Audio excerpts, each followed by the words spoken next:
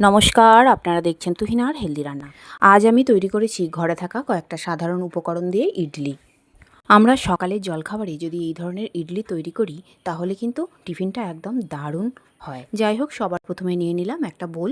এবার আমি এতে দিয়ে দিলাম একটা বাটি মাপ করে একটা বাটির অর্ধেকেরও বেশি একটু সুজি।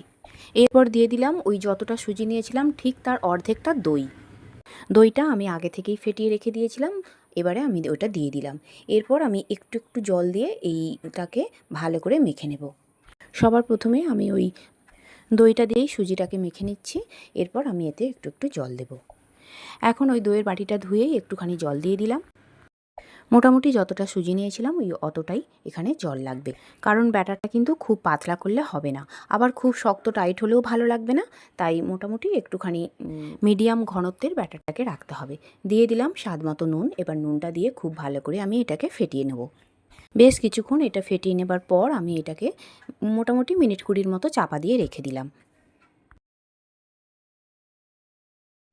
এবার মিনিট 20 পর আমি চাপাটা খুলে এতে দিয়ে দেব ইনো। ইনোর একটা প্যাকেট আমি নিয়েছি, কিন্তু সম্পূর্ণ প্যাকেটটা আমি এখানে দেব না, কারণ আমার তো পরিমাণটা একটু কম। এই মোটামুটি 4 ভাগের 3 ভাগ দিলাম আর 1 ভাগ রেখে দিলাম। এবারও আবার আমি এটাকে ফেটিয়ে নেব। আর আমি যে পরিমাণ সুজি নিয়েছি তাতে আমার এখানে 6টা ইডলি তৈরি হয়েছিল। এখন আমি এতে একটুখানি জল দিয়ে দিলাম, কারণ সুজিটা তো একটু ফুলে যাবে, তাই একটুখানি জল দিয়ে আর একটু পাতলা করলাম। আবারও ভালো করে আমি কিছুক্ষণ এটাকে ফেটিয়ে নিলাম। এটা যত ভালো করে ফেটানো হবে ততই কিন্তু ইডলিটা একদম নরম তুলতুলে হবে। এখন আমি আবারও চাপা দিয়ে এটাকে সরিয়ে দিলাম আর বাকি কাজগুলো এবার আমি করে নেব। এদিকে আমি 3টে বেশ মোটামুটি একটু ছোট সাইজের বাটি নিয়েছি, আর এই বাটিগুলোতে আমি একটু একটু করে সাদা তেল দিয়ে দেব।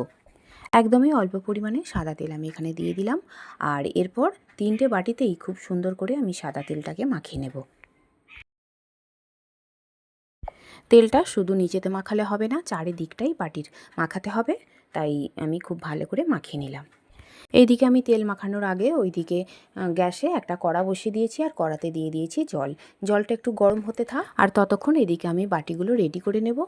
আর এখন সব কটা বাটিতেই আমার তেল মাখানো হয়ে গেছে। এবার ওই ইডলির ব্যাটারটা থেকে আমি 1 চামচ করে ইডলি প্রত্যেকটা বাটিতে দিয়ে দেব। খুব বেশি করে দেবার দরকার নেই, 1 চামচ করে ব্যাটার দিলেই হবে। ব্যাটারটা দিয়ে দেওয়ার পর আমি প্রত্যেকটা বাটিতে হাতে করে একটু ঝাঁকিয়ে নেব, যাতে ইডলির মতো সাইজটা হয়। অর্থাৎ মানে ব্যাটারটা বেশ সুন্দর করে গোল আকার নেয়। আর এতে করে ইডলিটা টেড়াবাঁকা হবে না, বেশ সুন্দর সাইজ হবে। এখন আমি একটা ঝাঁঝরি নিয়ে নেব, যে ঝাঁঝরি করে আমার পিঠে সিদ্ধ করি সেই ঝাঁঝরি নিয়ে নিলাম। আর এই ঝাঁঝরির ওপরে আমি 3টে বাটি বসিয়ে দিলাম। আর এখন ওই ঝাঁঝরিটাকে আমি ওই যে আমি কড়াটা আগে থেকেই জল দিয়ে বসিয়ে দিয়েছিলাম তার উপরে বসিয়ে দিলাম। আর এখন এতে আমি একটা চাপা দিয়ে দেব। মোটামুটি মিনিট 10 চাপা দিয়ে রাখলাম। আর খুব বেশি সময় এতে লাগবে না। মিনিট 10 পর আমি এটাকে তুলে নিলাম, আর একটা ছুরি দিয়ে আমি একটু গেঁথে দেখে নেব ঠিকঠাক হয়েছে কিনা, কারণ ছুরির গায়ে একদমই লাগবে না। আর আমার ইডলিগুলো একদমই ঠিকঠাক হয়ে গেছে। এবার আমি ঝাঁঝরিটাকে নামিয়ে নেব। এখন আমি ঝাঁঝরিটাকে নামিয়ে রাখলাম। রেখে দেবার পর একটুখানি অপেক্ষা করব, কারণ এখন তো প্রচণ্ড গরম, তাই একটুখানি ঠান্ডা হতে দেব। আর এরপর আমি একটা ছুরি দিয়ে ওই একটা করে বাটি তুলে তার চারদিকটা একটু ছুরি দিয়ে ছাড়িয়ে নেব। এই ইডলি প্রচণ্ড সুস্বাদু একটা খাবার। সকালের জলখাবারে অথবা সন্ধ্যের টিফিনে বা স্কুলের টিফিনে যদি এই ধরনের ইডলি তৈরি করে দেওয়া যায় তাহলে কিন্তু খুব ভালো হয়। আর সবথেকে বড় কথা, এই ইডলি খেলে পেট কিন্তু অনেকক্ষণ ভরা থাকে।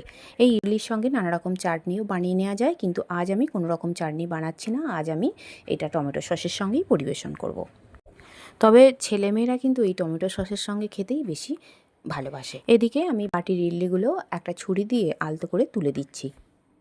আর এই ইডলি একটু গরম গরম খেতে কিন্তু অসাধারণ লাগে। আর এটা খুবই স্বাস্থ্যকর একটা খাবার, কারণ এতে এতটুকু তেল ব্যবহার করছি না। আর তার থেকেও বড় কথা, এইটা খেলে আমাদের কোনো রকম গ্যাস অম্বলের চান্স নেই, আর ভীষণই ঝটপট হয়ে যায়। আর বন্ধুরা, আমার রান্না যদি ভালো লেগে থাকে আর যদি নতুন নতুন ঘরোয়া অথচ তেল ছাড়া রান্নার রেসিপি পেতে চান, তাহলে আমার চ্যানেলটিকে সাবস্ক্রাইব করুন আর পাশে থাকা ঘন্টাটি বাজিয়ে দিন। আর লাইক, শেয়ার, কমেন্ট করতে কিন্তু একদম ভুলবেন না। তৈরি হয়ে গেল আমার দুর্দান্ত স্বাদের সুজির ইডলি। তাহলে বন্ধুরা, এইভাবে বাড়িতে তৈরি করুন ইডলি, আর দেখুন বাড়ির লোক এগুলো খেয়ে কত খুশি হয়। যাই হোক, সবাই ভালো থাকবেন, আর আমার রান্নাটি দেখার জন্য সবাইকে ধন্যবাদ।